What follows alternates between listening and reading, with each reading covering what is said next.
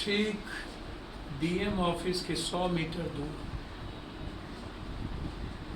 लगातार कभी नालंदा के 100 मीटर डीएमएसपी के घर से दूर व्यवसायियों की हत्या, हिलसा थाना के 3 किलोमीटर पे नरसंहार, और अब फिर जहानाबाद एसपी डीएम के घर और एक बड़ा व्यापारी जहानाबाद के लिए एक अभिराम शर्मा जी की हत्या। बहुत ही गलत बात है कि ये किसी जमीन या किसी निजी मुद्दों या मामलों को लेकर हत्या हुई। ये हत्या सिर्फ एक ताकत, एक वर्चस्व, उसको हम यह भी कह सकते हैं कि राजनीतिक रूप से भी पूर्व विधायक को कमजोर करने की एक बड़ी ताकत, एक सोच। सवाल जमीन या वर्चस्व इसका नहीं है, सवाल है क्या ये हिम्मत आती कहां से है इन अपराधियों को, कौन है इसके पीछे, और वो भी 100 मीटर एसपी डीएम के घर से दूर, और हत्या के 4 घंटे तक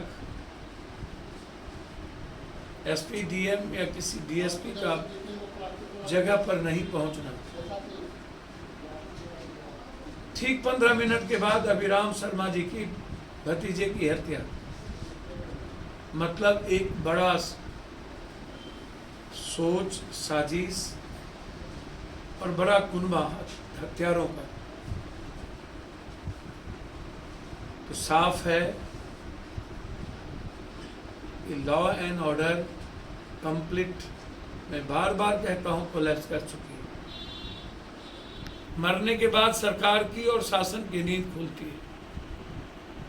अपराधी बाद में पकड़ा जाए, लेकिन एक पति, एक पिता और एक समाज का मजबूत आदमी क्या लौट पाएगा? क्या उसकी जगह की भरपाई होगी? क्या सरकार? केंद्रीय विश्वविद्यालय अपराध का पटना, नालंदा, हाजीपुर बन चुका है। सगी 2 बहनों का बलात्कार सुबह में हो जाती है, रिवॉल्वर के नोक पर, फुलबारी शरीफ में,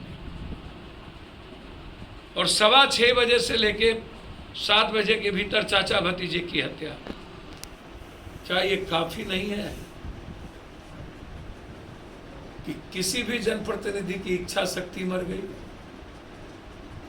पूरी सरकार की मिशनरी या तो जमीन माफियाओं को बैठाने में, या तो बालू माफियाओं के साथ खड़े रहने में, या तो शराब बिकवाने में लगी रहती।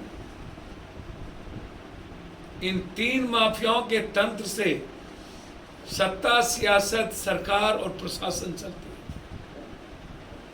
फिर कौन चैलेंज करेगा अपराधियों? कब तक अभिराम शर्मा मरते रहेंगे? क्या कोई अंतिम दिन बिहार की होगी कि इसके बाद मौत नहीं होगी? क्या सरकार कोई अंतिम दिन तय कर सकता है? बार बार मैं कहता हूं कि वो अंतिम दिन कब आएगा, कि जिस दिन बलात्कार और हत्या बिहार में रुक जाए। हम सरकार से मांग करते हैं कि हर परिस्थिति में इस परिवार की पूरी सुरक्षा, पूरी एसआईटी की जांच, सिर्फ संजय सिंह ही नहीं कि और कौन कौन शूटर और कौन कौन लोग इस घटना में इन्वॉल्व हैं। एसपीडी ट्रायल, 3 महीने के अंदर सजा, और जब तक सजा नहीं होती है इस परिवार की पूरी सुरक्षा की व्यवस्था। हम सरकार से उम्मीद करते हैं कि सरकार 72 घंटे के अंदर गिरफ्तार करे, अन्यथा पूरी कुर्की जब्ती। यदि इसी तरह अभिराम शर्मा जैसे लोगों की हत्या हुई, वैसे ही बिहार के व्यवसायी पलायन करना चाहते हैं, अपनी जिंदगी जीना चाहता है और बाहर जाके अपनी लाइफ को जीना चाहता है, तो फिर जहानाबाद जैसे जगह भी शायद मात्र 2% अच्छे व्यापारी होंगे, फिर वो 2% व्यापारी भी जहानाबाद में नजर नहीं आएगा। अपराधी को किसी कीमत पर संरक्षण नहीं मिलनी चाहिए।